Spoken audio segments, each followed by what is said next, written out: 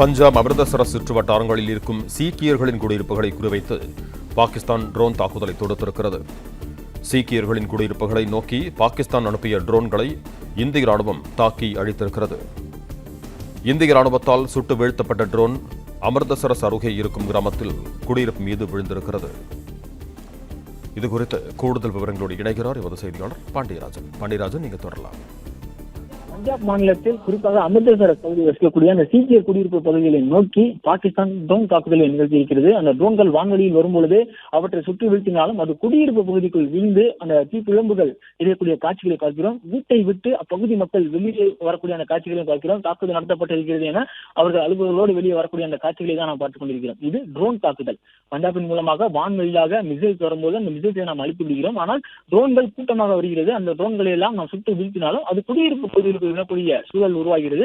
அதன் காரணமாக ஒரு சில குடியிருப்புகள்ல சீக்கியர்கள் இருக்கக்கூடிய குடியிருப்புகளுக்குள்ள அந்த ட்ரோன்கள் விழுகிறது. விழுந்து அது வெடித்து பெறும் பொழுது அங்கு இந்த பாதிப்பு ஏற்பட்டிருக்கக்கூடிய காட்சிகளை பார்க்கிறோம். வெண்ணிற புகைகள் மற்றும் தண்ணீர புகைகளோடு சூழ்ந்து அந்த பகுதி தீப்பிழம்போடு காட்சி அளிக்கிறது. அங்கு வசிக்கக்கூடியவர்கள் அலறிக்கொண்டு வெளியே வரக்கூடிய அந்த காட்சிகளை நம்மால் பார்க்க முடிகிறது.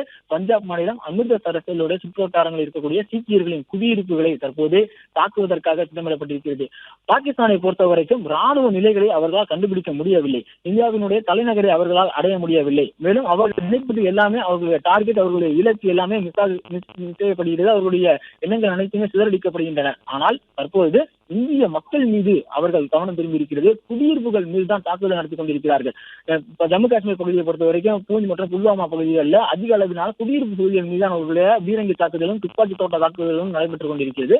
அதே நேரத்தில் தான் இன்று அவர்கள் அமிர்தசரஸ் நோக்கியோ அந்த பகுதி நோக்கியோ அவர்களுடைய தாக்குதல்கள் இருக்கும் என்கின்ற வகையில் அந்த பகுதியிலெல்லாம் முழு கட்டுப்பாடு கொண்டு வரப்பட்டது. அங்கெல்லாம் முழு உச்சபட்ச பாதுகாப்பு கொண்டு வரப்பட்டது. வான்வெளி பாதுகாப்புகள் முழு வீச்சு 100% செயல்பட்டிருப்பதாக சொல்லப்பட்டது.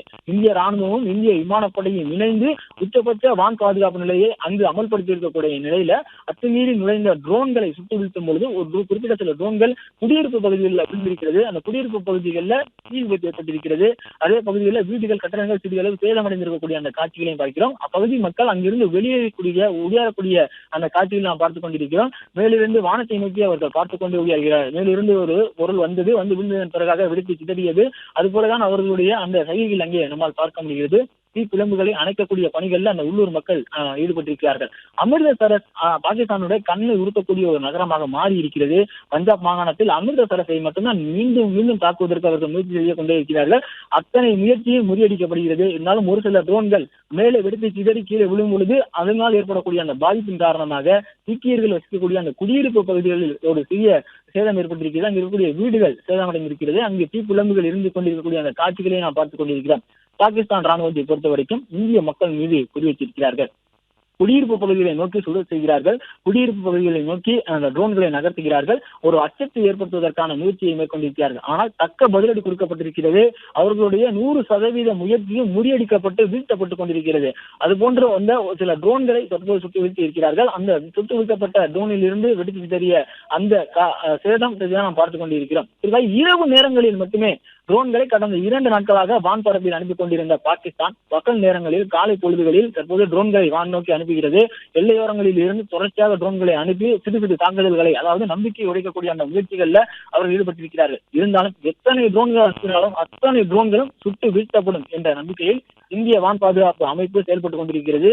இந்திய விமானப்படையும் இந்திய ராணுவ படையும் இணைந்து 100% வான்வெளி பாதுகாப்பை உறுதி செய்து கொண்டிருக்கிறார்கள்.